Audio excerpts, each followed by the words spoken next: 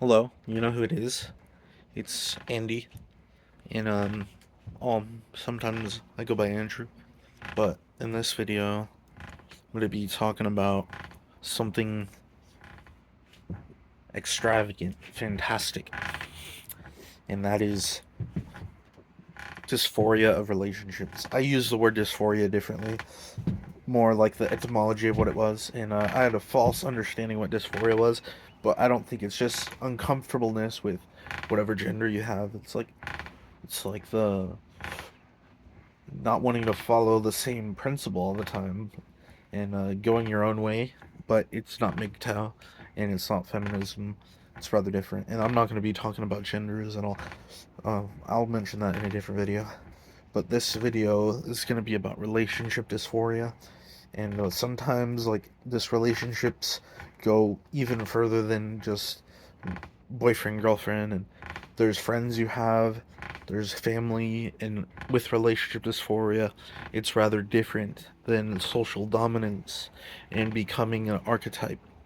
This is different because when you're in this dysphoric kind of perception, you don't want to be dominant. Sometimes you don't want to be submissive. Sometimes you want to be a little bit different, you know? And that's more of a freedom that we had back then, but the with more freedom comes more constrictedness and kind of a simpleness. I'm not saying as the generations go, we become more complicated. We're not so different from how things were before. Like the 40s, the 50s, the 60s, the 70s, the 80s, the 90s, and the early 2000s, and kind of beyond that. So the thing is that we have like embodiments and aspects that we don't contribute with in ourselves from the previous years and stuff. And that's what happens when you kind of let go, which is not a great thing. You got to shift and make the river flow instead of the rocks being stuck, or you can find a way to flow around the rock in any way. But see, philosophical stuff doesn't really help in this situation because it can only go so far. Science can also only go so far. But I'm not here to be like Leo Gura and say that, oh, we need a holistic system in the future and we need to be together and be connected. All that. I don't really agree with that. I'm totally different view. More like the perception of allowing people to be who they want to be in relationships and friendships, acquaintanceships, and once we really hone into this and see through the illusion that we've created for ourselves, we'll be able to really be together as people, but not so together. There will always be kind of like a discrepancy or differences between us and other people, but we shouldn't be like away from each other so much. We should have that sort of balance, but there's also different types of balance you that exist, right? So it's kind of like that, you know.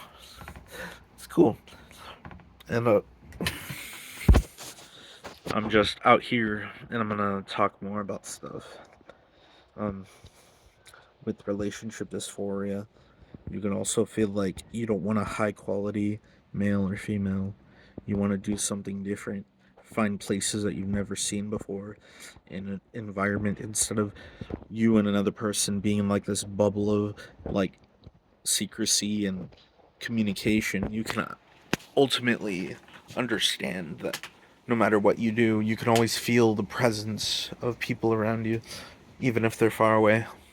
And even if a perception fails you or you get like hurt and you let go of someone or you find a way to get attached again and feel a connection again.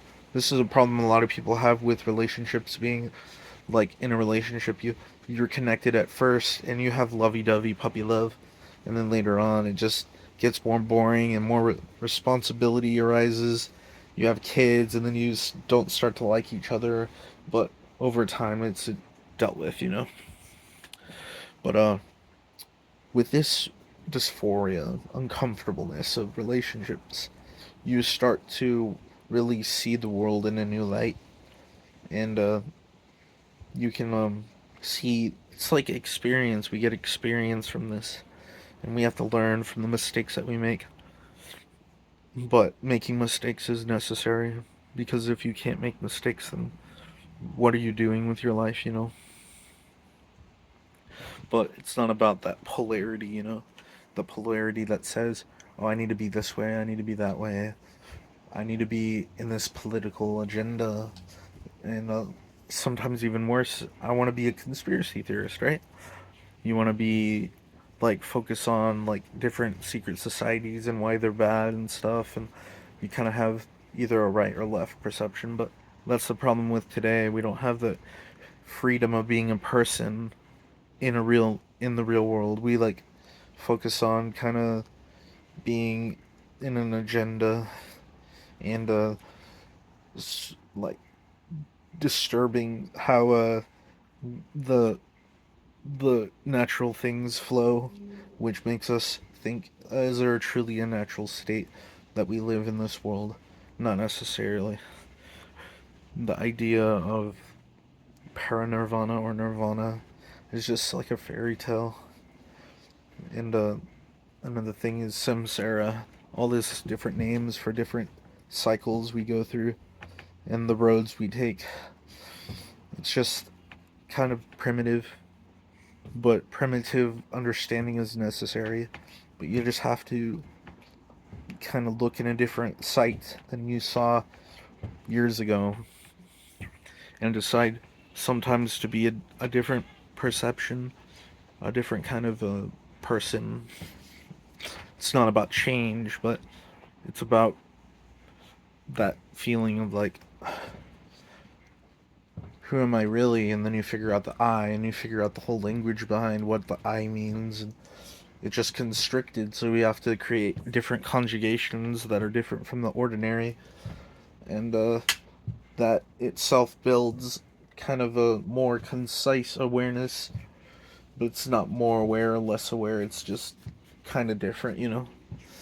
But, while this has been flying through, I expected it to be like 5 minutes. It's already 7 minutes, but at the same time, I expected it to be 10 minutes. But I'm gonna try to make this video longer because when I feel accomplished when I make a really long video. Someday I'm gonna make the the idea of making an hour-long video without live streaming, just to talk about certain topics and stuff. So, social dominance would change with relationship dysphoria because you would realize that who am I really? What the relationship with myself should be questioned too. And there's a dysphoria in the awareness of the self, but it's not the same type of awareness when you feel like, oh, everything's non-dual, everything's enlightenment, and I'm beyond other people, and I'm God, and, or I'm something else. It's just these ideas are kind of it's like a kind of lunatic perception, kind of like loopy and not really there. You know, enlightenment doesn't help. You can live a life of true freedom and imagination. You don't have to focus on endarkment, enlightenment, and different stages that we go through in the like the Renaissance and the bourgeois, the proletarian, all that sort of jazz. And it teaches you some lessons that you need to go through with, and just feels like, you know, in life it doesn't really feel like you have a teacher. You're your own teacher, but you can't really really accept yourself because, you know, one day maybe something, not one day, never mind, who knows if you can trust yourself all the time, but you have to develop that trust. But self-love is a bit too far. You have to grow and kind of tame yourself, tame your mind, but you're not a conqueror. You're not conquering your mind. You're not doing that. It's kind of a different subjective experience and objective experience. You don't have to compensate and create a complex and then compensate over that and regress to a different complex and all that sort of jazz. It's just, it doesn't really help, you know? Focusing on yourself is a very important thing. But it all goes back to the eye, and the only way we'll figure out what it really means is by understanding our language at a different way. There's so many paths you can take, but when you don't see a path and you don't see a story, it feels like you're on multiple paths at the same time in a way, and you can actually fulfill what you wanted to do when you were younger, and each stage of age you can just help yourself and feel free to accomplish and not accomplish some things because different things might have been a mistake in the past. So you might have felt like I should have never done that, or I will never do that again. Kind of issues like that. And no matter what happens to nature, if it becomes a little bit like unsighted or just, I don't know, it's like we need to hone our energy with nature, but you have to realize that nature it's not commonly absurd. You call it absurd to create a tool to protect yourself against through the supposed absurd. That's just a idea in the early 1900s or something that is not very keen. See, the thing that's interesting about our modern times and age is that we can think for ourselves and actually do things, but it's not quite that like that. It seems that there's really no change that's happening that we are not aware of. So we gotta look at things a little differently. I always say that, but one time I wanted to become. I'm gonna change the subject again.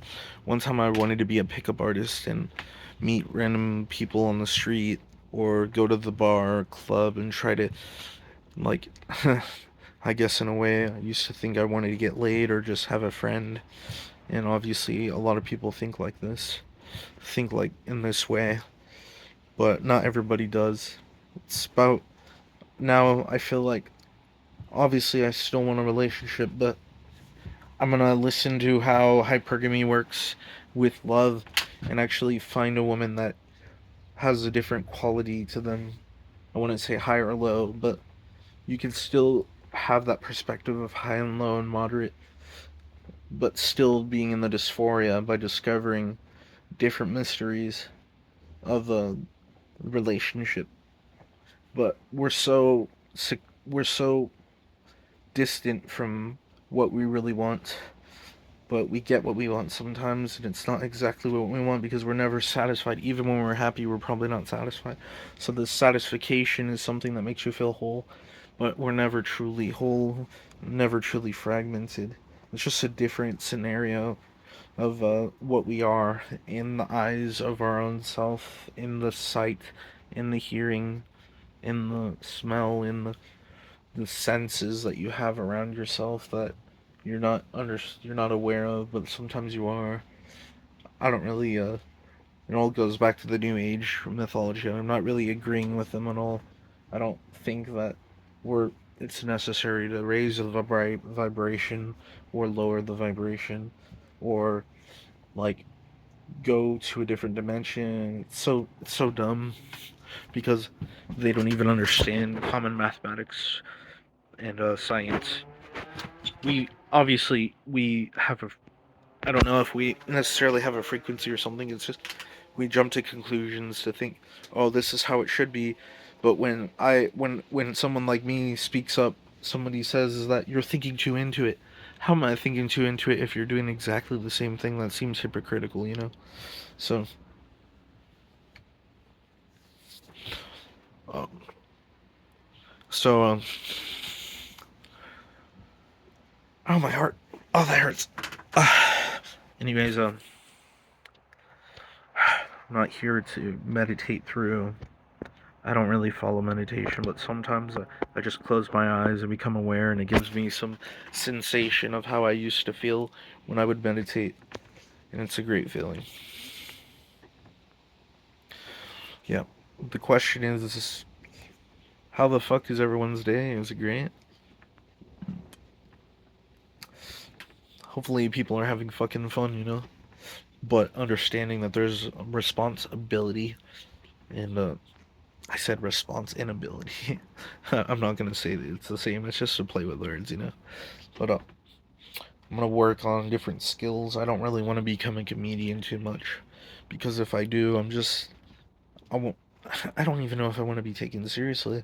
Make a little bit of jokes here and there, but in this age, I don't know if we're not offended or are offended.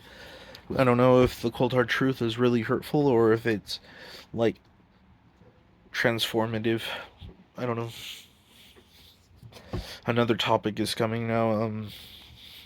So forming communication with people is part of relationship dysphoria, and you have to understand who they really are to you, your family, your friends, your acquaintances, and you have to not test like you normally test.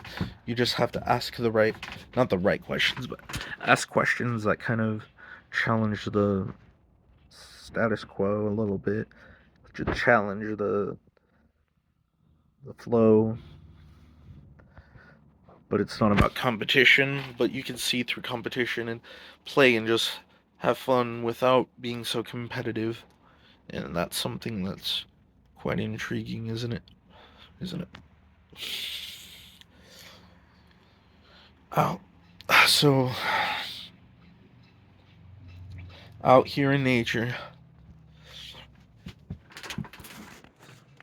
feeling, I don't know, hard to describe. You can't really describe every feeling you have, you know? But I fucking love how I'm feeling. I just drank some coffee. I know I'm gonna have some anxiety later. Maybe not, maybe. But right now I'm just full of energy. I just went for a walk. I don't want to go for a walk again, but I'm gonna start making these longer videos so I can pertain to the audience. And there's ways, again, continuing the conversation.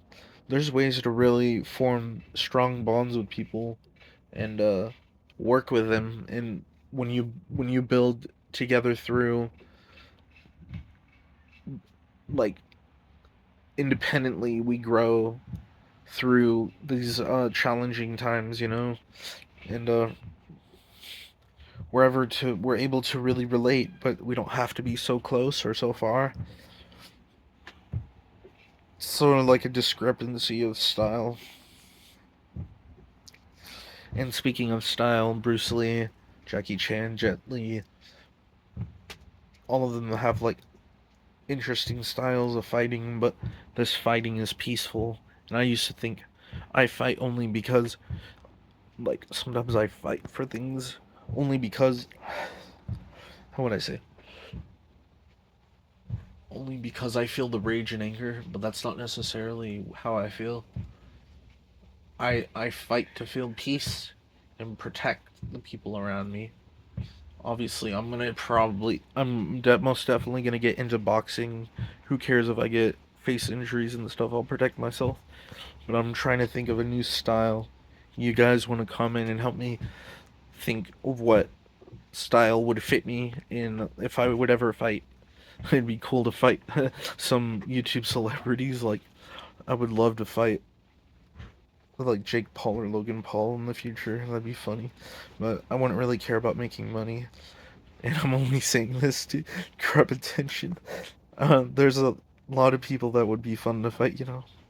But I don't do it for competition wise, I do it for a sense of peace.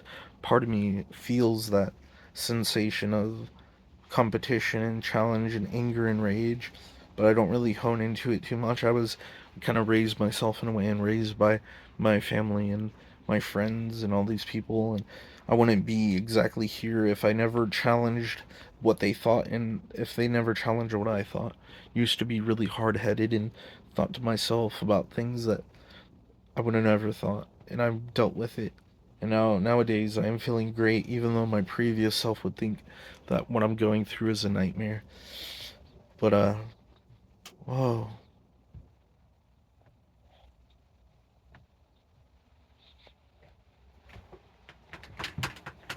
Anyways, I gotta go. See ya. I'm gonna leave at 20 minutes.